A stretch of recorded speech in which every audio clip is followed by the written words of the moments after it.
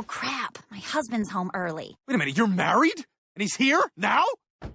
Yeah, that's him. You've got to get out of here. He's really jealous. I think he's bitter because he never got the credit he deserved for killing Osama bin Laden. Your husband's a Navy SEAL? What the hell is going on here? What is this? Ruff. You got a dog? Yeah. Today, we're diving deep into the romantic disasters of Brian Griffin, Family Guy's smooth-talking, martini-sipping dog. While Brian prides himself on being sophisticated and intellectual, his love life tells a very different story.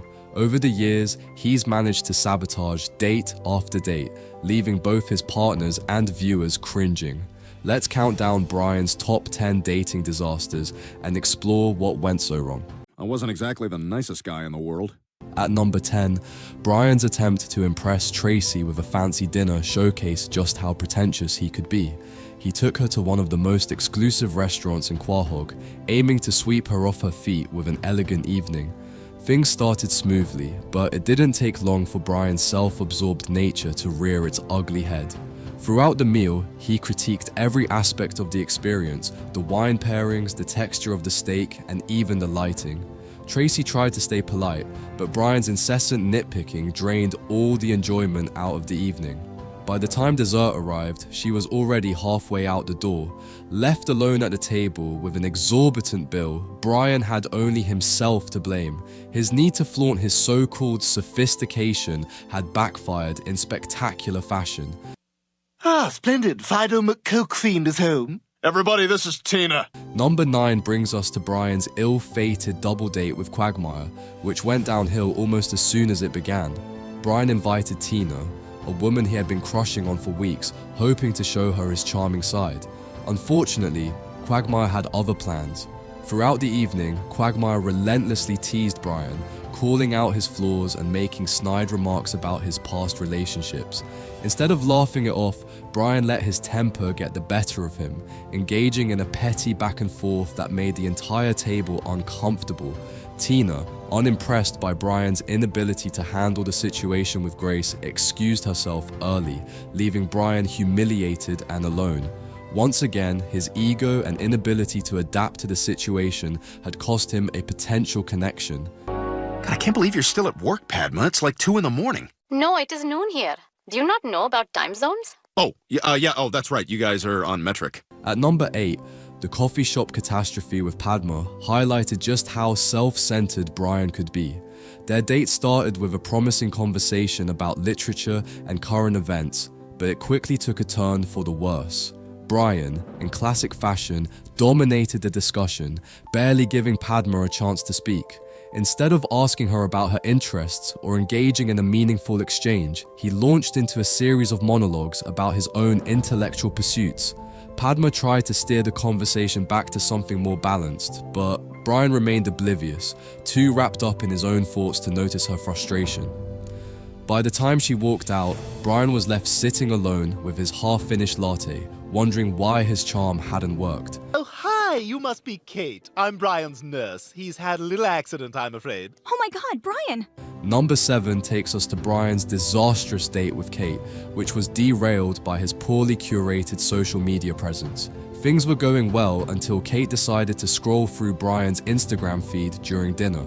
Among his posts, she found a string of scathing remarks about his exes and an abundance of self-aggrandizing content.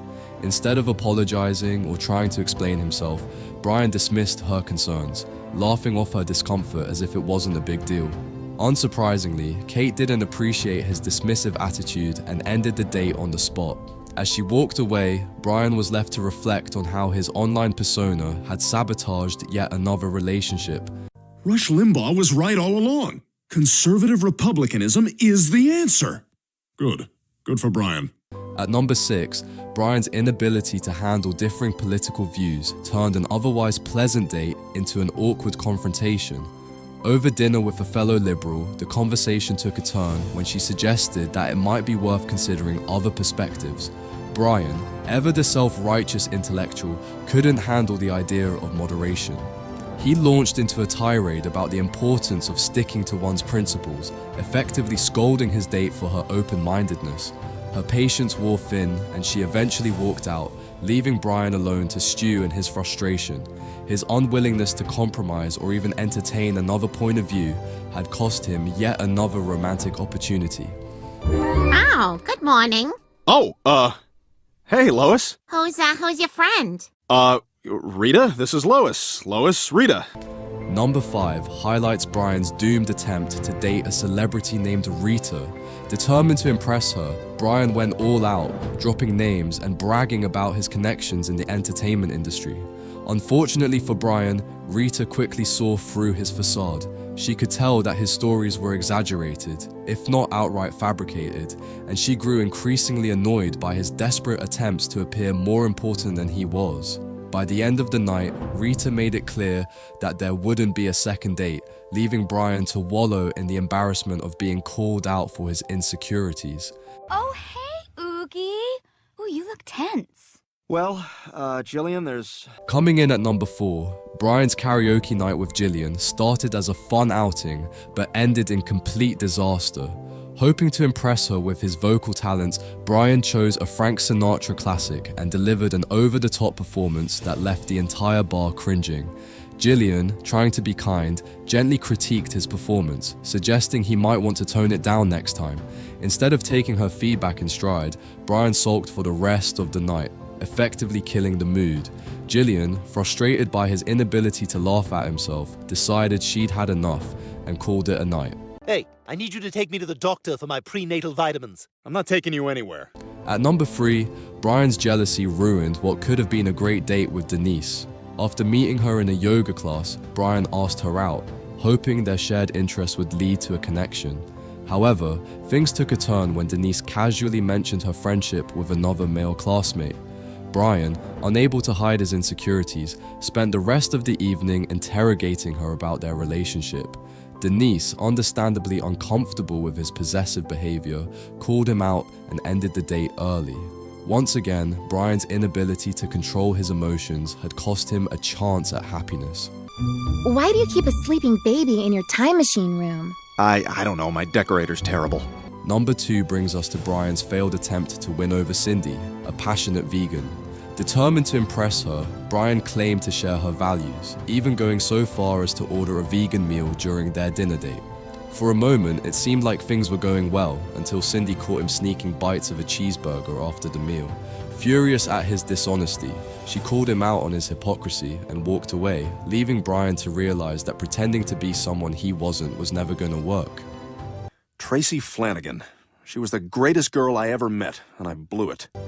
Finally, at number 1, we have Brian's insincere and disastrous proposal to Tracy. After discovering that he had fathered a child with her, Brian decided to propose, not out of love, but out of a misguided sense of obligation.